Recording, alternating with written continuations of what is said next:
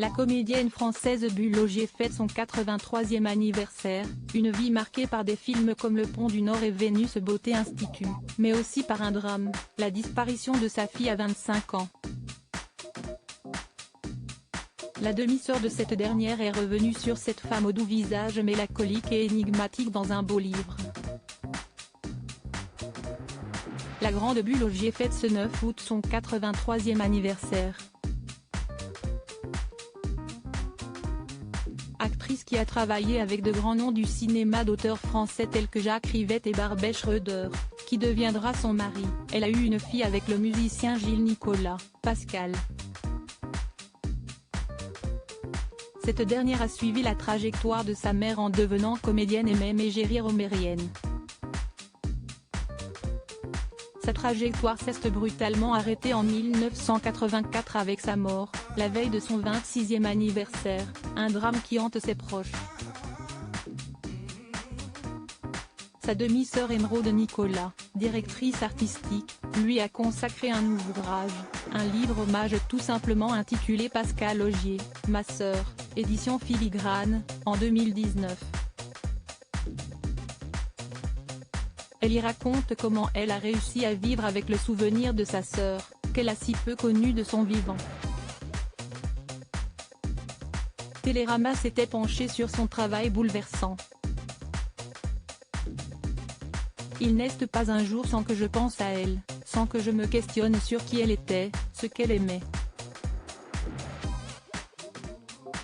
Expliquait Émeraude Nicolas dans une lettre qu'elle a écrite à la mère de Pascal, Bulogier et relayée par Télérama. Ayant deux sœurs de mères différentes, elle se souvient, avec mes sœurs, on se voyait seulement pour les anniversaires et pour Noël. Il y avait les trois ex-femmes de papa et ses trois filles. Tout le monde se connaissait et s'entendait très bien. Notre père venait avec des roses pour chacune de ces femmes.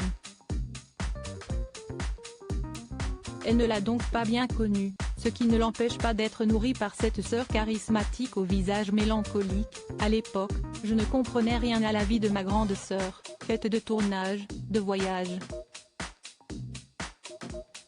J'ai mis beaucoup ce flou autour de son existence.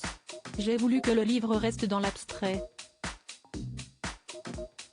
L'éclat et les excès de sa jeunesse pour ne pas que sa sœur reste celle qui est morte foudroyée à 25 ans.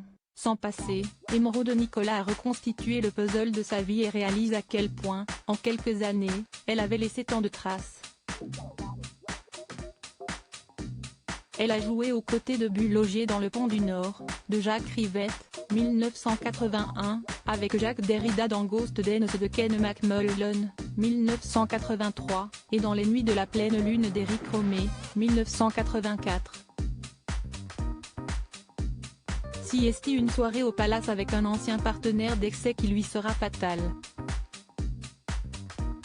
Souffrant d'un souffle au cœur, elle meurt des conséquences d'une ischémie myocardique qui a dégénéré en hypoxie générale. La jeune femme a fait une probable overdose qui arrête son cœur déjà fragile.